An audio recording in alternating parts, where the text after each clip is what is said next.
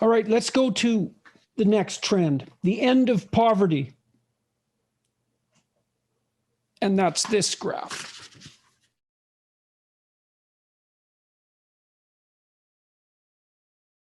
Before the Industrial Revolution, or rather, let's start 12,000 years ago when humanity discovers agriculture. Between 12,000 years ago and roughly 200 years ago, pretty much everybody in the world was a farmer or a farm laborer. As late as 1800, roughly 9 out of 10 people around the world were involved in agriculture. They were farmers, and they were very poor. And then the other 10% were basically the nobility, the clergy, and the military. But 90% of humanity were either remained hunter-gatherers, or they were farmers or farm laborers. And then with the Industrial Revolution, you start factoring opening up all over the Western world. And people realize that they can make more money in the cities working in factories. So they start leaving the rural areas and moving into urban areas, earning more money. And eventually, the agricultural population in the United States, for example, declines from 40% in 1900, well, from 90% in 1800 to 40% in 1900 to 2% today. Today, only 2% of American workers work in agriculture. The rest of them works in services industry, tourism, computing, and whatever.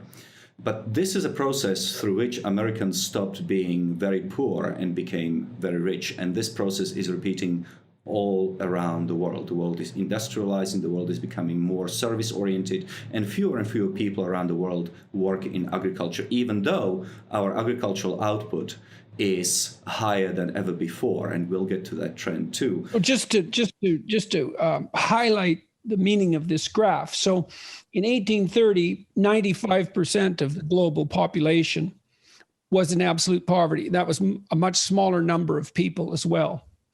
And by the year 2015, roughly speaking, we're down to 10%. It's stunning. And the change from 1990 to 2010 is approximately 40% to approximately 10.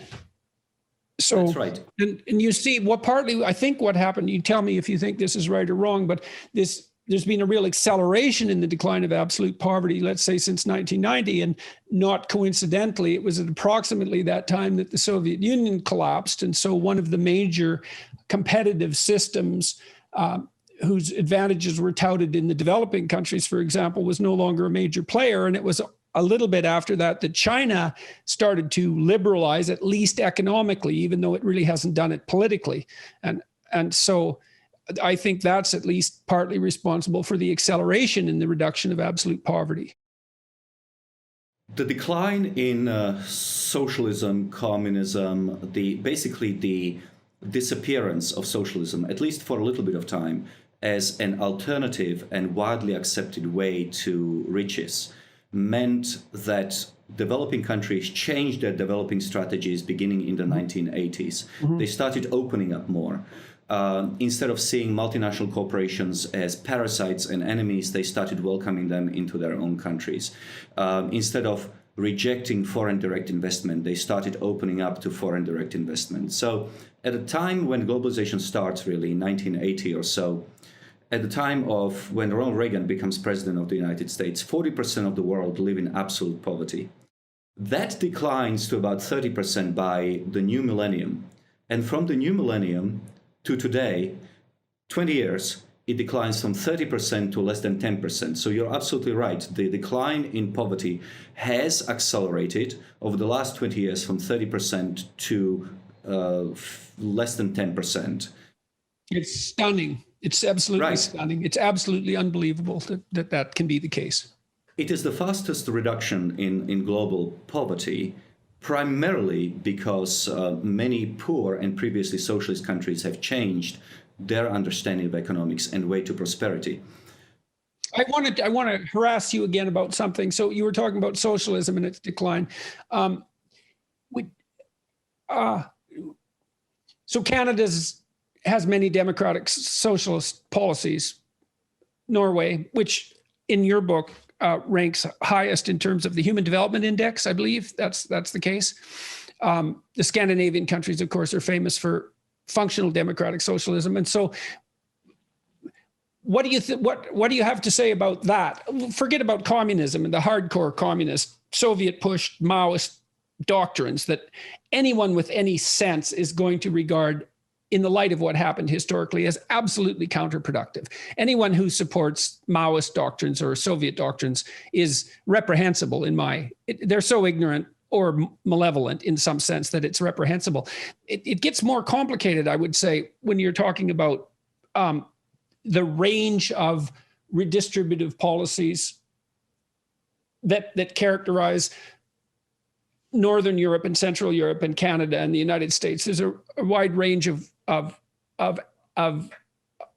theories, preferences for government intervention and for democratic socialist policies. And so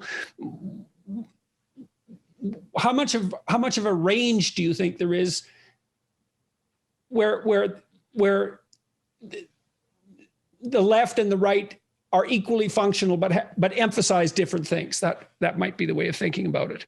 Right. You are certainly correct on China, which has abandoned hardcore communism in the late 1970s. But India was never communist, but even they reformed in the early 1990s and embraced a much freer economic model. And that's 1.2 billion people. So that also explains why the global poverty rate has declined.